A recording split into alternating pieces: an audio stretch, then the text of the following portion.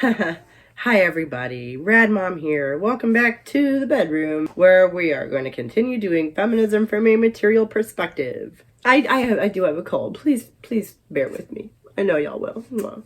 Today is the blog reading about Candace Bushnell, the author of the Sex and the City stories. The title is Carrie Bradshaw Regrets, but it should have been Candace Bushnell is Patriarchy's Trojan Horse. I was very tired when I finished this one.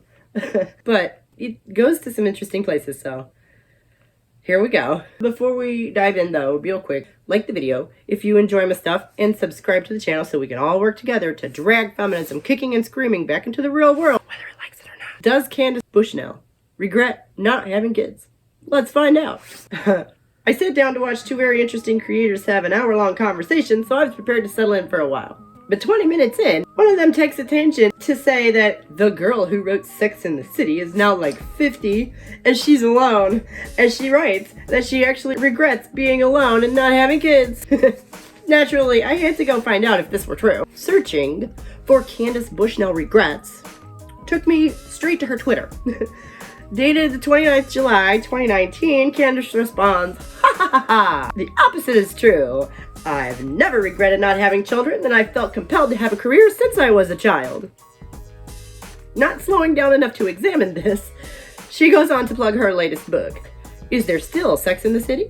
Her tweet quotes an American journalist sharing the Daily Mail, which is itself a description of a London Times article which is behind a paywall. But, as fortune would have it, this is the one subscription I've kept up with. Lucky us, right? So, does the woman who single-handedly made single life aspirational regret her choices? The Daily Mail sure seems to think so. Their headline, Sex and the City writer regrets choosing a career over having children, is downright blunt. But does she really say that? The issue lies in the characterization of Bushnell's responses in the Times interview. 2019 feels so distant now. But even before lockdowns and mask mandates, Bushnell's attitude had aged about as well as her fictional avatar. The write-up by Laura Pullman was glowing. They sent a fan, lest the Times have to edit out any critical thought regarding Bushnell's cultural legacy. Despite this, her negativity and entitlement leap off the page. The evident push to make Bushnell likable is undercut by her obvious, fairly generic boomer privilege. Bushnell enjoyed a comfortable, horsey upbringing in Connecticut with her two younger sisters, her rocket scientist father, and her travel agent mother. Aged 19, she dropped out of university and escaped to New York. More specifically to Studio 54, the city's most notorious nightclub. A horsey upbringing, a literal rocket scientist. But she had to escape to the New York party scene because college? How edgy. Sitting on the sunny balcony sipping San Pellegrino, she talks about coming of age in a free love kind of way before the AIDS crisis hit. People were so interesting, and the sex was good. The men made an effort. Why was it that in 1980, men seemed really focused on making sure the woman had an orgasm? I can't say, but that didn't die with disco. I have to wonder if it had anything to do with finding some success in the New York professional world. A drug-fueled fling is there with you in the moment, but a professional is probably looking for someone to further his own reputation. Different pools, different fish. Candace describes the environment she found herself in, but only has analysis for how it affected her. She recalls how, when she was on the lower rungs of their career ladder, senior men would constantly try to coax her into sleeping her way to the top. I don't want to name every publication in New York, but every newspaper and publication had men who made it clear that that's how they helped women get ahead. It's the reason why she worked for women's magazines such as the now defunct Condé Nast titles Mademoiselle and Self instead. She laments that this meant that she wasn't taken seriously as a writer for a very long time. It might have something to do with being known as a sex columnist too. Sex makes people giggle. It might not be the best topic for someone wanting to be seen as a serious writer, but never fear, Candace slogged through. Her hard work and shrewd observations have afforded her a luxurious life divided between her home in the Hamptons and her apartment on the Upper East Side, a few blocks away from her boyfriend's penthouse. Now 60, Bushnell has amassed a reported fortune of $22 million all her own. Because as we all know, sex sells. But their victim card is too valuable to let go of. I often think, what would my life be like if I hadn't run the gauntlet of so much sexism? How much successful would I be? Probably a lot. I imagine we all ponder this every once in a while, but if you're Candace Bushnell, you can laugh, remembering how you left a Carrie Bradshaw-sized dent in the end of the 20th century and go back to sipping your vino. But her lack of impact on a part of culture she totally rejected and built a career on vilifying really gets under Candace's skin. Does it frustrate her that when it comes to female success, society still emphasizes children and marriage? Society definitely does do that. But we all have the right to think for ourselves. We don't have to buy that value system. Speaking for myself, I got the impression growing up that women who had kids were deluded losers with no ambition. I stumbled into it, and I'm as surprised as anyone to find myself defending it. Refusing to roll with life's punches leaves little room to learn from them. Just like high-flying PR executive Samantha in Sex and the City, Bushnell has always been vocal about not wanting children. I don't want to be shot down. But now I do see that people with children have an anchor in a way that people who have no kids don't. Or choice to take part in a whole aspect of life from which you abstain is not a static thing. There are ripple effects that creep into places you would never imagine. She also writes persuasively how, for single women with no children, there's no set script to follow, no comfort of knowing what's supposed to happen when. So, no expiration date when you're just expected to fade into the background and let the Young Turks get on with saving the world. When I was in my 30s and 40s, I didn't think about it. You know, I'm actually going to make an aside here to say that I did not say this in the article, but that seems odd to me. Like, really? How you be vocal about not wanting them and then sit here and claim you didn't think about it? Moving right along. Then when I got divorced from ballet dancer Charles Askegaard in 2012, and I was in my 50s, I started to see the impact of not having children and truly being alone. I think this is what the Daily Mail is referring to. Candace never actually comes right out and says, "Wow, I sure do regret not having children." She simply expresses that regret in the past tense. She was going through a divorce. Framing it as if she's desperate and lonely forever is disingenuous. She's back in New York and dating again. However, it's fair to say that's what she's expressing here. During and after her divorce, she really felt that silence where the voices of their children would have been. Our genes don't just color our skin and limit our wardrobe choices. Humans have instincts just as much as any creature, and it's much harder to ignore them in times of crisis. And I can't be the only one who's interacted with some child-free women and wanted to ask them just who they were trying to convince. Candace is as out of touch with the zeitgeist as she is with herself, and is asking about it is taken personally. In 2019, writing a book about relationship dynamics and sex with no mention of the Me Too movement seems unusual. Was the omission a conscious decision? Well, where would I put it? Fires back Bushnell defensively. Ever image conscious, Candace catches herself. She changes tack. You have to remember that I am part of a generation of women who've dealt with so much of that. And you totally bought the idea of male sexuality as default, leaving any uniquely female needs or instincts completely unheeded. In the book, she also delves into what she calls middle-aged sadness. After one close friend takes her own life, she touches on the issue of suicide among women in their 50s. If your life unravels in earlier decades, you can see a future. But in your 50s, if you're suddenly single, you have not worked for years, and your children have left home, then a crisis of identity hits. This does sound like regret to me. Candace goes on to tell us how it's past now. She's back and better than ever. Admittedly, she doesn't name the feelings that she's describing, and she has no real analysis of why she felt that way or why she feels better after turning 60. But running with the comparison she made, a mother knows before they even exist that someday her children will leave her. That's the idea, really. You teach them how to live and then you let them get on with it. A mother can plan for this inevitability, and some of us even occasionally yearn for a day without interruptions. Divorce is different. Your husband makes a vow, possibly in front of all your friends and family, to be with you through thick and thin, till the end. Weddings have become big business, but anyone who's had one can tell you it's impossible not to get a little swept up in the whole thing. We still do these ceremonies for a reason, after all. Shock is understandable when a marriage ends. It's not the same as spending a couple of decades raising up children who naturally look after themselves more and more.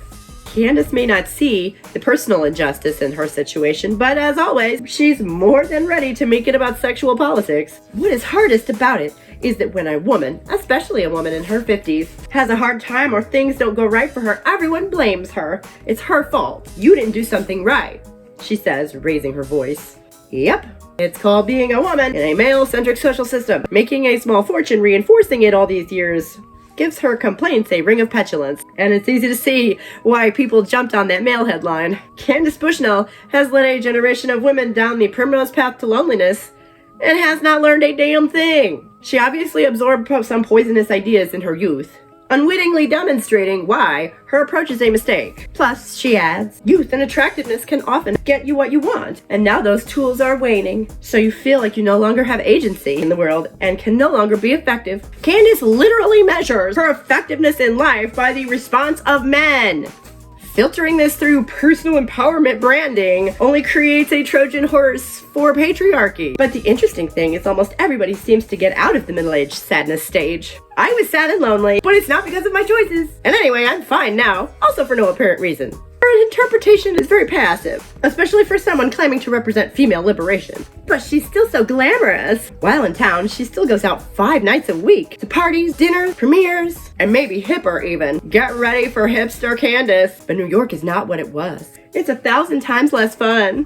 At the parties, hardly anyone drinks. No one smokes. The people are no longer outrageous, and everything has become corporate, she complains. Everybody's being watched. Yeah, that's not creepy at all. Can we stop and address this apparent mass surveillance? Didn't think so. Far more urgent to mourn the loss of boomer idealism for the 1,000th time. Manhattan was a place where you came to be free, she says. Everybody who did not fit in was here. People with dreams. And it wasn't about money, it was about passion. We'd all like to make our passion our job, but most of us can't pretend making a living isn't about money, honey. But rather than bite into any of these media offerings, Ms. Pullman brings us the juicy deets of Candace's dating life.